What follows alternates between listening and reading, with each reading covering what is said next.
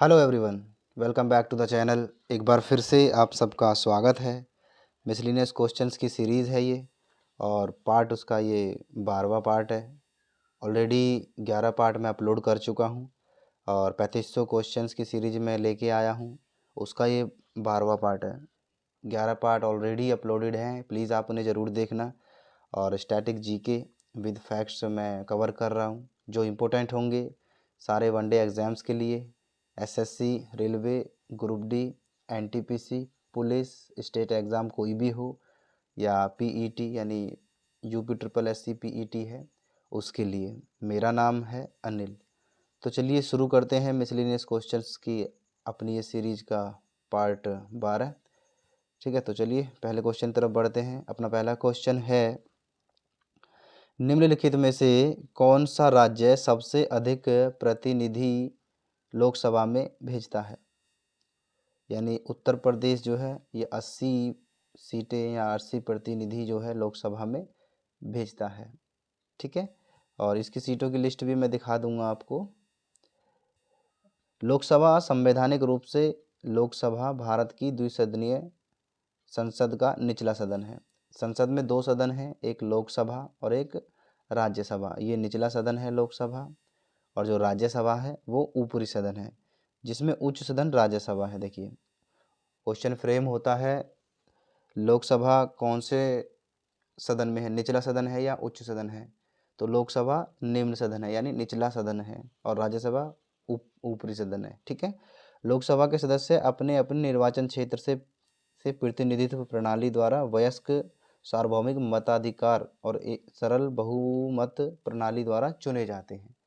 यानी ये डायरेक्टली जो है पब्लिक के द्वारा इनको वोट दिया जाता है, उनसे ये चुने जाते हैं। ठीक है, भारत में संविधान द्वारा आवंटित सदन की अधिकतम जो सदस्यता की संख्या है वो 552 है।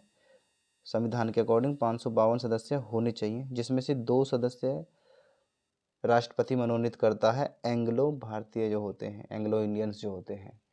अब एंग्लो इंडियंस किसे कहते हैं? वैसे लोग जो या तो विदेशी हों, उनकी जो पत्नी है वो भारतीय हो या उनकी माँ भारतीय हो, या फिर ऐसे लोग जो औरतें विदेश से हैं लेकिन उनका रिलेशन भारत में है, या तो उनका पति या उनका बेटा वो इंडियन है, उसे एंग्लो इंडियन कहते हैं। ठीक है, तो शुरुआत में 1950 में ये सीट 500 थी उस समय। वर्तमान में ये 543 है। ठीक है, प्रेजेंट में 543 है, अधिकतम 552 हो सकती है। ठीक है, ये आपको याद रखना है। लोकसभा का जो कार्यकाल है, यदि समय से पहले भंग ना करें तो लोकसभा का जो कार्यकाल है वो 5 वर्ष का होता है, और उसके बाद ये स्वतः ही भंग हो जाती है। और अगर मान लो कोई इमरजेंसी है, आपातकाल लगा है, तो 1 साल के लिए एक बार में बढ़ाया जा सकता है सिर्फ। ठीक है, जो लोकसभा है। और लोकसभा का कार्यकाल कितना होता है? 5 वर्षों का। अच्छा, राज्यसभा का कितना होता है? राज्यसभा का कार्यकाल नहीं होता है। हाँ, राज्यसभा के जो सदस्य होते हैं उनका कार्यकाल 6 वर्ष का होता है, जिसमें हर 2 वर्ष में जो है 1/3 सदस्य रिटायर हो जाते हैं। ठीक है, लेकिन अगर राज्यसभा के बारे में कहा जाए, क्या राज्यसभा को भंग किया जा सकता है? तो आपका आंसर होगा राज्यसभा को भंग नहीं किया जा सकता। ठीक है, राज्यसभा को भंग नहीं किया जा सकता है, ये आपको याद रखना है। और वर्तमान में लोकसभा के जो अध्यक्ष हैं ओम बिरला जी हैं, बीजेपी से थे, और 19 जून को 2019 में ही इन्हें अपॉइंट किया गया था। ये अध्यक्ष थे, तब से आज तक लोकसभा के यही अध्यक्ष हैं। ठीक है, सबसे ज़्यादा सीट कौन भेजता है? उत्तर प्रदेश, ये आपको याद रखना है। तो बढ़ते हैं नेक्स्ट क्वेश्चन की तरफ। नेक्स्ट क्वेश्चन है अपना, सूर्य की सतह पर हाइड्रोजन के अलावा दूसरा कौन सा सबसे अधिक मात्रा में पाया जाता है? देखिए सूर्य जो है, सूर्य के पास हाइड्रोजन है H2। ठीक है, हाइड्रोजन है, सूर्य पे हाइड्रोजन है, उसके बाद हीलियम है सबसे ज़्यादा। तो सबसे ज़्यादा मात्रा में क्या पाया जाता है? हीलियम। ठीक है, तो सूर्य की सतह पर दूसरा कौन सा अधिक मात्रा में पाया जाता है? वो हीलियम है। देखिए ये सूर्य की इमेज है, आप देख सकते हैं, लगभग ऐसा ही प्लाज्मा होता है, बिल्कुल ढीला ढीला सा। या फिर आप ऐसे कहें, अगर किसी आपने वो देखा है लावा, जब कोई ज्वालामुखी फटता है तो उसमें लावा होता है, वो बिल्कुल ऐसा ही होता है ना, रेड, एकदम लाल, लगभग आइसक्रीम जैसा। तो ये प्लाज्मा टाइप में होता है सूर्य। और ये इसके जब ये किसी दिन सूर्य के ऊपर वीडियो बनाएंगे ना, तो ये इसका बाहरी जो टेम्परेचर है इस पे बात करेंगे, ये 6000 डिग्री सेल्सियस होता है।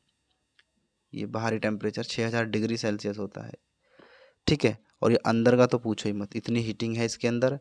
और सूर्य क्या है, एक तारा है, ये भी याद रखना है तुम्हें। और सूर्य पे सबसे ज़्यादा कौन सी गैस पाई जाती है, हाइड्रोजन, उसके बाद हीलियम। ये तुम्हें याद रखना है। सूर्य पे ऑक्सीजन भी पाई जाती है लेकिन बहुत कम। सूर्य की सतह पर हाइड्रोजन के जो अलावा बहुतायत मात्रा में हीलियम पाया जाता है। कितना, 24%, लगभग 25% हम कह सकते हैं। 25% हीलियम पाया जाता है। और इसके बाद ऑक्सीजन भी है, देखिए 0.77% ऑक्सीजन पाया जाता है। कार्बन भी पाया जाता है 0.29%, और लोहा भी है 0.16%, नियोन भी है 0.12%। और अगर बात करें सूर्य से संबंधित कुछ प्रश्न बनते हैं, जो इम्पोर्टेंट फैक्ट्स बनते हैं, देखिए सूर्य के अंदर अत्यधिक तापमान के द्वारा गैस पदार्थ की चौथी अवस्था, पदार्थ की 4 अवस्था है, होती तो 5 भी हैं लेकिन 3 ही है, ठोस, द्रव और गैस। चौथी अवस्था प्लाज्मा है, ठीक है। तो परिवर्तित हो जाती है, यह अवस्था क्या कहलाती है, प्लाज्मा अवस्था कहलाती है। मैंने बोला ना प्लाज्मा टाइप का, देखिए प्लाज्मा ऐसा ही होता है एकदम आप जैसे मलाई टाइप का, ढीला ढीला सा, इस टाइप का, अपनी जगह छोड़ता भी नहीं है, चिपका भी रहता है, ठोस भी नहीं होता, द्रव भी नहीं होता, गैस तो होता ही नहीं है, इस टाइप का, ठीक है। सूर्य के अंदर अत्यधिक तापमान के द्वारा गैस की पदार्थ की चौथी अवस्था जो है प्लाज्मा अवस्था होती है। सूर्य अचानक चमकना बंद कर दे तो पृथ्वी पर इसका प्रभाव कितने समय के बाद दिखेगा, लगभग 8 मिनट के बाद पृथ्वी पर असर दिखना शुरू हो जाएगा। अगर सूर्य बंद हो जाए या सूर्य चमकना बंद कर दे, मतलब 8 मिनट के बाद पृथ्वी पर अंधेरा हो जाएगा, ठीक है। और अगर बात करें अपसौर की स्थिति को होता है तो 4 जुलाई को होता है। जब कभी क्वेश्चन हम कवर करेंगे सूर्य के ऊपर तो आप देखना अपसौर होता है, एक अपसौर तिथि, एक उपसौर भी होता है। तो ये भी अपसौर की स्थिति पर होता है, ये 4 जुलाई है। और सूर्य से पृथ्वी तथा ऊर्जा किस माध्यम से आती है पृथ्वी तक, सूर्य से पृथ्वी तक जो ऊर्जा आती है विकिरण के माध्यम से आती है, यानी रेडिएशन के हिसाब से, रेडिएशन के हिसाब से या रेडिएशन के माध्यम से सूर्य से पृथ्वी तक किरणें आती हैं। और आपने देखा होगा जो हमारे सैटेलाइट्स हैं, सिग्नल्स चलते हैं, हमारा मोबाइल फ़ोन है और डिश टीवी वगैरह हैं, ये सब रेडिएशन की वजह से ही तो चलते हैं। रेडिएशन है तो उसकी वजह से ही नेटवर्क है, ठीक है।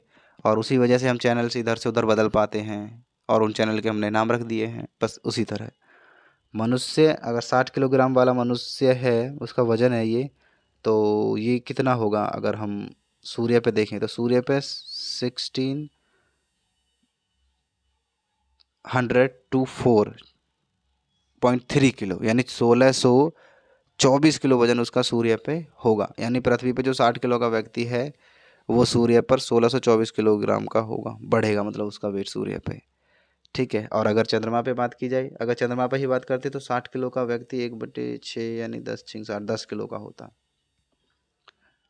चंद्रमा पे 10 किलो का होता और सूर्य पे वो 1624 किलो का है, ठीक है। तो बढ़ते हैं नेक्स्ट क्वेश्चन की तरफ। नेक्स्ट क्वेश्चन है, कर्क रेखा कितने राज्यों से होकर गुजरती है। कर्क रेखा कितने राज्यों से होकर गुजरती है, कर्क रेखा 8 राज्यों से होकर गुजरती है। और इसकी एक ट्रिक भी है, सबको याद है, मैं बताने का कोई वो नहीं है वैसे,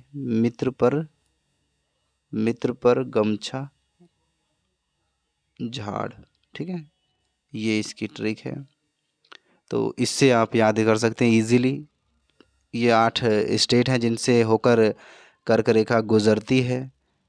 गुजरात है, राजस्थान है, मध्य प्रदेश है। बीच बीच में कभी कभी ये राजस्थान को कवर नहीं करते हैं क्योंकि राजस्थान के बहुत ही छोटे से, शायद भिंडवाड़ा जगह है, वहाँ से होकर निकलती है, तो राजस्थान काउंट नहीं होता है, लेकिन राजस्थान भी है। और छत्तीसगढ़ है, झारखंड है, पश्चिम बंगाल है, त्रिपुरा और मिज़ोरम। मित्र यानी मिज़ोरम, यानी त्रिपुरा, प से पश्चिम बंगाल, ठीक है। और आर से राजस्थान है, मित्र पर गमछा, ग से गुजरात है, ठीक है, छ से छत्तीसगढ़ है और झ से झारखंड है, ठीक है। मित्र पर गमछा झाड़, ये इसकी ट्रिक है। और अगर हम इसे जूम आउट करके देखें तो शायद आपको दिखेगा कर्क रेखा के बारे में। देखिए आप अगर यहाँ पे देख पा रहे होंगे तो ये है राजस्थान पूरा, ये राजस्थान है। ये यहाँ से हल्का सा राजस्थान से टच होके ये जाती है, ये गुजरात है और ये मध्य प्रदेश है। ठीक है, इसे पार करते करते ये झारखंड है और ये छत्तीसगढ़ है। ठीक है, और ये मिजोरम है, ये त्रिपुरा है, ऐसे। ठीक है, ये सारे राज्य हैं जिनसे होकर ये गुजरती है कर्क रेखा। और अगर बात करें हम आगे, तो भारत में कर्क रेखा 8 राज्यों से गुजरती है, ये नाम मैंने आपको बता ही दिए हैं सारे। ठीक है, 8 राज्य हैं जिनसे कर्क रेखा गुजरती है। और अगर देश की बात की जाए तो लगभग 100 नहीं, लगभग 92 तो नहीं, आई थिंक लगभग 28 कंट्रीज़ हैं जिनसे होकर कर्क रेखा गुजरती है। ठीक है, राजस्थान के बांसवाड़ा ज़िले से कर्क रेखा गुजरती है। राजस्थान का इसलिए मेंशन किया है क्योंकि राजस्थान को स्किप कर देते हैं। आप गूगल पे सर्च करेंगे तो आपको राजस्थान का नाम बहुत कम देखने को मिलेगा, लेकिन कर्क रेखा राजस्थान से होकर भी गुजरती है। और ताइवान सहित 17 देश हैं, 17 ऐसे देश हैं जिनसे होकर कर्क रेखा गुजरती है। और महानदी है ना, महानदी कर्क रेखा से 2 बार काटती है या 2 बार गुजरती है महानदी। जो महानदी का उद्गम स्थल है वो मध्य प्रदेश है, वो मध्य प्रदेश से निकल के फिर राजस्थान होते हुए निकलती है। तो 2 बार ये जो नदी है, माही नदी, कर्क रेखा को क्रॉस करती है। ठीक है, और थोड़ी सी डिटेल्स और देख लेते हैं। महानदी पश्चिम भारत की एक प्रमुख नदी है। इसके अन्य नाम ये भी हैं, देखिए, आदिवासियों की गंगा भी कहते हैं महानदी को। आदिवासियों की गंगा, कंठाल की गंगा, बांगड़ की गंगा और दक्षिण राजस्थान की स्वर्ण रेखा यानी गोल्डन लाइन भी इसी नदी को कहते हैं। कौन सी नदी? माही नदी को। ठीक है, ये आपको याद रखना है। बढ़ते हैं नेक्स्ट क्वेश्चन की तरफ। अपना नेक्स्ट क्वेश्चन है, खानवा का युद्ध किस किस के बीच हुआ था, किन के मध्य हुआ था? तो खानवा का जो युद्ध है वो राणा सांगा, कंफ्यूज मत होना, राणा प्रताप मत कर देना, राणा सांगा और बाबर के बीच ये युद्ध हुआ था 1527 ईस्वी में। ठीक है, और अगर आप कहें 1526 में कौन सा युद्ध हुआ था, तो 1526 में पानीपत का पहला युद्ध हुआ था। और जो पानीपत का पहला युद्ध हुआ था ये बाबर के बीच ही हुआ था। यानी कि 1526 में युद्ध करने के बाद उसने 1527 में भी युद्ध किया था। और जो 1526 का युद्ध था पानीपत का वो इसने जीता था, 1527 का भी इसी ने जीता है, बाबर ने ही। जब 1526 का युद्ध इसने जीता था तो इसने मुगल वंश की स्थापना की थी पानीपत के युद्ध को जीतकर। पानीपत में टोटल 3 युद्ध हुए हैं, आप सबको मालूम है, 1526, 1556 और एक 1700 शायद 61 में हुआ था या 71 में। ठीक है, ये 3 युद्ध हुए थे पानीपत में। ठीक है, और इसकी डिटेल्स की तरफ हम चलते हैं। खानवा का जो युद्ध है 16 मार्च 1527 को आगरा से 35 किलोमीटर दूर खानवा गांव में हुआ था। और मेवाड़ के जो राणा सांगा हैं और बाबर के बीच ये हुआ था, इनके बीच ये युद्ध लड़ा गया था। पानीपत के पहले युद्ध के बाद 1526 में जो इब्राहिम लोदी के साथ हुआ था, इसका बाबर द्वारा लड़ा गया ये दूसरा सबसे बड़ा युद्ध था। यानी 1526 में जो युद्ध उसने लड़ा था वो सबसे बड़ा था इसका। उसके तुरंत बाद जो दूसरा युद्ध कर लिया लड़ा वो भी बहुत बड़ा युद्ध था। ये कहाँ पे था? खानवा एक जगह है, आगरा से 35 किलोमीटर आगे है, वहाँ पे इस युद्ध में जो है बाबर की विजय हुई थी। बाबर इस युद्ध में भी जीत गया था। राजपूत वीरता से लड़े, बाबर ने गोला बारूद का जमकर इस्तेमाल किया था। यानी बाबर के पास जो है हथियार इनसे ज़्यादा थे, टेक्निकल चीज़ें इनसे ज़्यादा होंगी, बारूदें इनसे ज़्यादा होंगे, इसीलिए तो। और बाबर ने इनका इस्तेमाल किया और राणा सांगा को पराजित किया था। राणा सांगा रण क्षेत्र से भाग गए थे ताकि पुनः बाबर से युद्ध कर सके। यानी राणा सांगा जो भाग तो गए थे कि दोबारा लड़ेंगे, लेकिन राणा सांगा की जो है मौत हुई, उनके सहयोगी द्वारा उन्हें जहर दिया गया था। हो सकता है उनके बीच में इस बात की रंजिश हो कि तुमने मैदान क्यों छोड़ा, और उसने मैदान इसलिए छोड़ा कि उनको दोबारा बाबर से लड़ना था, और इसी रंजिश में उन्हें जहर दिया गया सहयोगियों द्वारा और उनकी मृत्यु हो गई थी।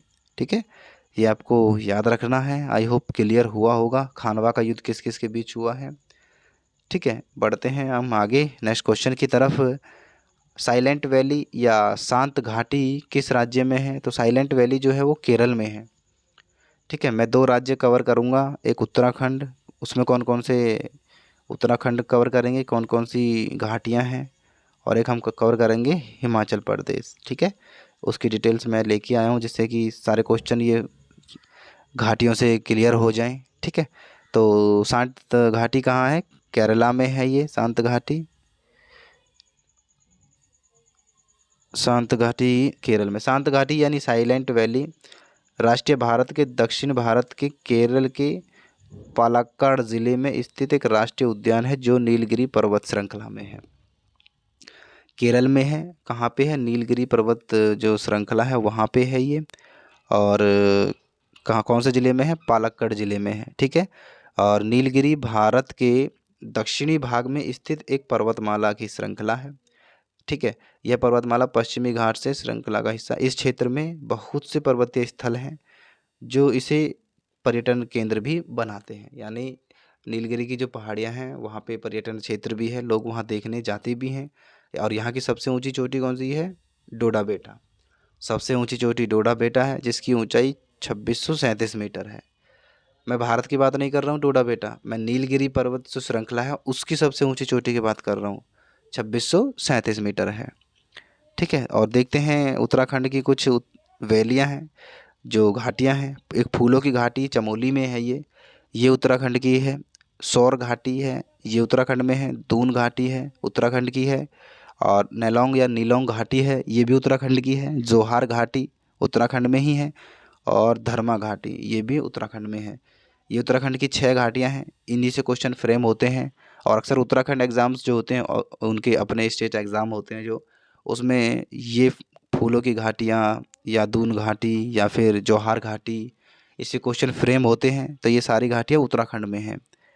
बात करते हैं हिमाचल की घाटियों के लिए, तो हिमाचल प्रदेश की कौन कौन सी घाटी? देखिए, एक किन्नौर घाटी है, ये हिमाचल प्रदेश में है। और चुम्बी घाटी है, ये हिमाचल में है। पार्वती घाटी, कुल्लू घाटी है, मालना है। कुल्लू तो आपको सब पता है, कुल्लू मनाली हिमाचल में ही है, तो वहाँ से याद हो जाएगा। और कांगड़ा है, ये भी हिमाचल में है। और पांगी घाटी ये भी हिमाचल में है। सांगला घाटी है और स्पीति घाटी है। ये 8 घाटियाँ हिमाचल में हैं, 6 घाटियाँ तुम्हारी उत्तराखंड में हैं। नेक्स्ट कभी हम जम्मू कश्मीर में हैं 7-8 घाटियाँ, उनको भी हम कवर कर लेंगे। आज इस बार इतना समय था नहीं कि मैं इसको कर सकता था, लेकिन नेक्स्ट वीडियो में श्योर मैं इसे कन्फर्म कर दूंगा और इसे मैं कवर करूंगा। ठीक है, तो आई होप ये सब चीज़ें आपको क्लियर हुई होंगी। तो बढ़ते हैं नेक्स्ट क्वेश्चन की तरफ। उससे पहले एक छोटी सी आपसे रिक्वेस्ट है, प्लीज़ आप जॉब एस्पायरेंट चैनल को सब्सक्राइब करें और बेल आइकन को ज़रूर दबाएं। आप सिंपली यूट्यूब पर जॉब एस्पायरेंट सर्च करेंगे, आपको वीडियो मिलेगी। और पीडीएफ का जो लिंक है वो आपको डिस्क्रिप्शन में हम वीडियो लिंक देंगे। आप टेलीग्राम से जुड़ना, वहाँ से ये वाला पीडीएफ आप डाउनलोड कर सकते हैं, आपके लिए बहुत बेनिफिशियल रहेगा। और thanks for your love and support. आप सबका बहुत बहुत धन्यवाद आपके सपोर्ट और आपके लव के लिए। और यूट्यूब पर आप सिंपली चाहें तो miscellaneous questions bye Anil sir search करेंगे तो आपको मेरी वीडियोस दिख जाएंगी, तब भी आप चैनल को सब्सक्राइब कर सकते हैं। तो चलिए बढ़ते हैं आगे, देखते हैं अपना नेक्स्ट क्वेश्चन। नेक्स्ट क्वेश्चन है, हिंदी दिवस कब मनाया जाता है? यह हिंदी दिवस मनाया जाता है, हिंदी दिवस मनाया जाता है 14 सितंबर को। 14 सितंबर को हिंदी दिवस मनाते हैं। और क्यों मनाते हैं, देखिए ये सारी चीज़ें हैं, फिर मैं बताऊंगा हिंदी दिवस हम क्यों मनाते हैं। देखिए, हिंदी 1950 में भारत हिंदी को आधिकारिक भाषा का दर्जा मिला था, क्योंकि हिंदी में भारत के लगभग आधे से ज़्यादा राज्य हैं जो हिंदी बोलते हैं, हिंदी भाषा का ही यूज़ करते हैं। तो उसे आधिकारिक भाषा का दर्जा मिला था 1950 में। 60 करोड़ से ज़्यादा लोग जो हिंदी का इस्तेमाल करते हैं। और 176 विदेशी विश्वविद्यालयों में भी हिंदी पढ़ाई जाती है। ठीक है, अमेरिका में भी हिंदी पढ़ाई जाती है। 20 से ज़्यादा देशों में हिंदी का इस्तेमाल है। 93% युवा हिंदी यूट्यूब पर हिंदी में वीडियो देखते हैं, ये भी आपको याद रखना है। 93% जो लोग हैं यूट्यूब पर भी हिंदी में ही वीडियो देखते हैं। और 94% दर से डिजिटल मीडिया हिंदी सामग्री की मांग बढ़ रही है। और 2006 से इसे मनाया जाता है विश्व हिंदी दिवस। पूरा संसार इसे मनाता है वर्ल्ड हिंदी डे के रूप में। और 45 अमेरिका के विश्वविद्यालय में भी हिंदी पढ़ाई जाती है। यानी अमेरिका की 45 यूनिवर्सिटी हैं जहाँ पर हिंदी पढ़ाई जाती है। ठीक है, तो 14 सितंबर को हिंदी दिवस मनाया जाता है? हिंदी दिवस प्रत्येक वर्ष 14 सितंबर को मनाया जाता है। 14 सितंबर 1949 को संविधान सभा ने यह निर्णय लिया कि हिंदी केंद्र सरकार की आधिकारिक भाषा होगी।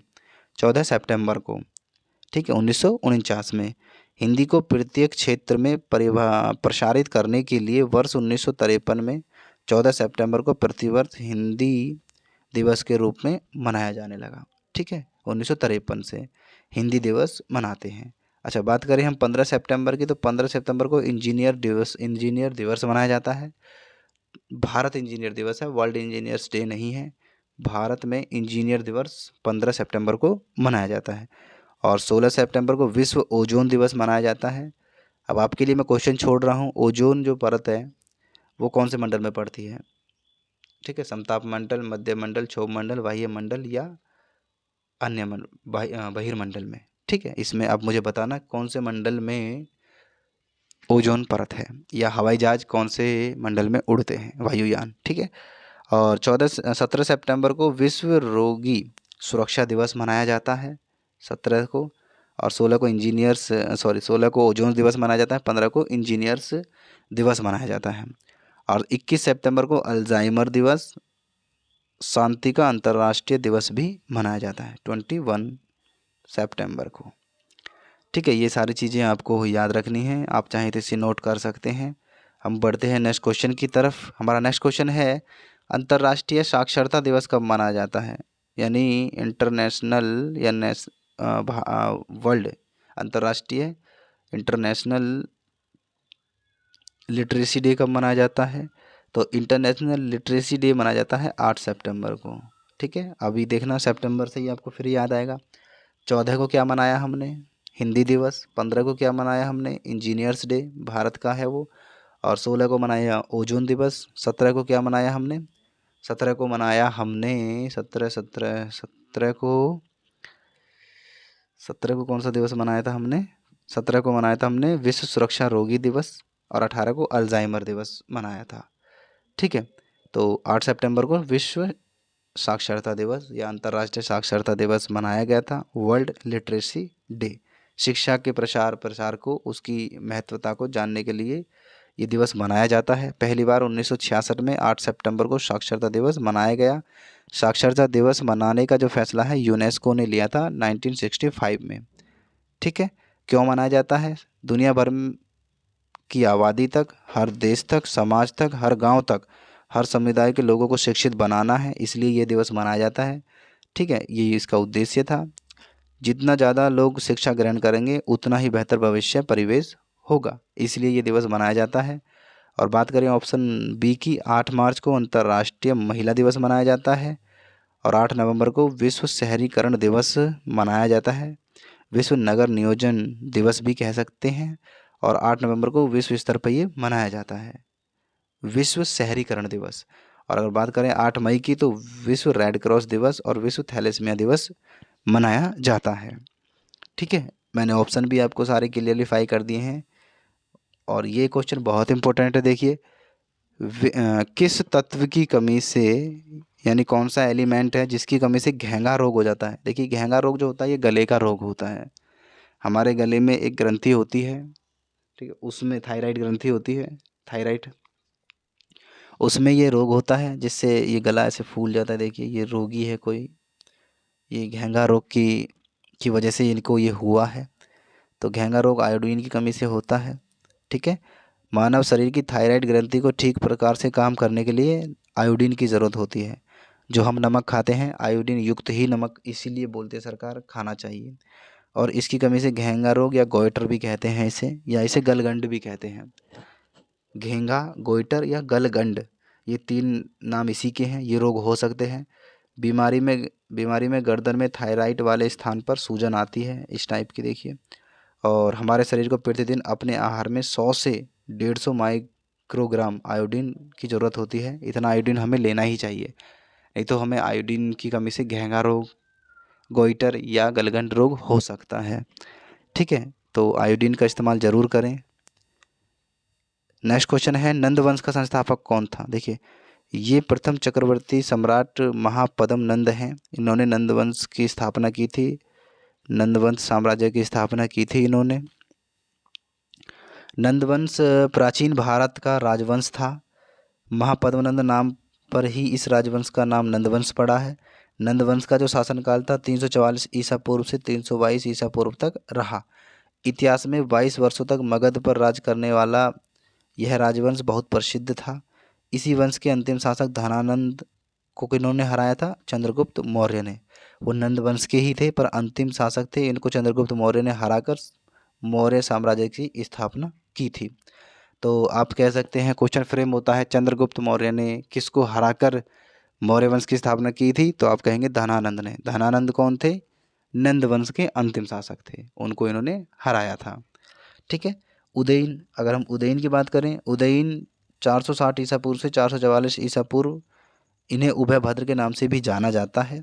उदयन ने दो नदियों की जो नींव रखी थी, सोन और गंगा, पाटलिपुत्र यानी बिहार में इन दो नदियों की नींव रखी थी। कौन सा शहर है वहाँ पर? ये पाटलिपुत्र, सॉरी, सोन और गंगा नदी पर पाटलिपुत्र शहर की नींव रखी थी, पाटलिपुत्र। और पाटलिपुत्र कहाँ है? बिहार में।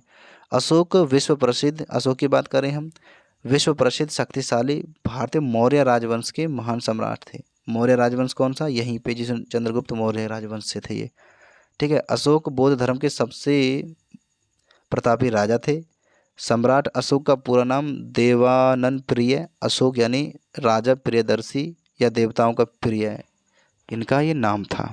ठीक है। देवताओं का प्रिय कहते हैं, राजा प्रियदर्शी, ये देवानंद प्रिय अशोक इनका पूरा नाम था। ठीक है। ये चक्रवर्ती सम्राट हैं पद्मनंद, जिन्होंने नंदवंश की स्थापना की थी। इंपॉर्टेंट थिंग्स क्या है इसमें? इन्होंने, चंद्रगुप्त मौर्य ने किसको हराया था? धनानंद को हराया था। वो कौन थे? इसके अंतिम, नंदवंश के अंतिम सम्राट या अंतिम शासक थे। ठीक है, याद रखना है। बढ़ते हैं आगे। और नेक्स्ट क्वेश्चन है, यूनिसेफ का जो हेडक्वार्टर है या मुख्यालय है वो कहाँ पे है? तो यूनिसेफ का जो मुख्यालय है वो अमेरिका के न्यूयॉर्क शहर में है। यूनिसेफ का मुख्यालय वहाँ पर है। ये संस्था बच्चों के लिए काम करती है। और संयुक्त राष्ट्र बाल कोष हिंदी में कहते हैं, इंग्लिश में United Nations International Children's Fund इसका नाम है। इसे नोबल शांति पुरस्कार भी मिल चुका है।